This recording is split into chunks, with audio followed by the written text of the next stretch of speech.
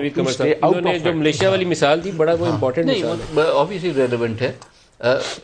پہلی چیز تو میرے حساب سے جو یہ اٹیک ہوا ہے یہ ون آف نہیں ہوا ہے. یہ جو اس وقت یو ایس کی انٹرنل پولیٹیکل سچویشن ہے, خاص کر الیکشن ایئر ہے, اس میں ایک کائنڈ آف اسٹرائک ہے, اور یو ایس نے ان اے وے دے ہیو تھرون دا گانٹلیٹ, اور وہ پرووک کر رہے ہیں ایران کو کہ وہ رسپونڈ کرے, اور ایرانی لیڈرشپ کے اوپر بھی یہ ایک بہت زیادہ پریشر بلڈ ہو رہا ہے اور فردر ہوگا کہ رسپونڈ کیا جائے اور جلد کیا جائے.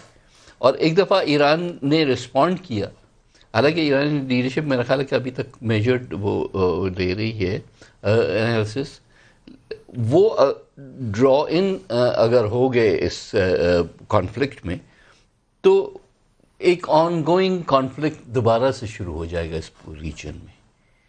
اور پاکستان کو کتنا بھی پیسہ IMF سے چاہیے, سعودی سے چاہیے, امریکن سے چاہیے, کتنی آپ کی جو ہے ملٹری ٹریننگ جو ہے وہ دوبارہ سے کھول دیں یا کچھ اور کھول دیں یا اسکول بنا دیں, خدا کا واسطہ ایک دفعہ پھر دوبارہ سے ہمیں کسی فورن کانفلکٹ میں نہ انوالو کریں. ہم بھگت چکے ہیں, ہم اس کے اکنامک لانگ ٹرم کانسیکوینسز جو ہیں وہ ہم بھگت چکے ہیں. ہم we can not afford to do it. So that is the first thing that any government of Pakistan, اور اس کے لیے ایک نیشنل کنسنسس بنائے, وہ بن جائے. کیا ہونا چاہیے فور نیشنل سیکورٹی کمیٹی ہے پارلیمان کی, وہ بیٹھے سیکورٹی کمیٹی کیا پوری پارلیمنٹ کریں یا جوائنٹ سیشن کریں. جو اس وقت ایشو ایٹ ہینڈ ہے ایکسٹینشن والا, اس سے ایک دفعہ جو ہے we are past that point, اس کے بعد ہمیں فوکس کرنا چاہیے. یہ ریئل ایشو ہے, یہ ایک صرف بحث مباحثے کا ایشو نہیں ہے. ویسے اس پہ پارلیمان کو ٹائم لگانا چاہیے.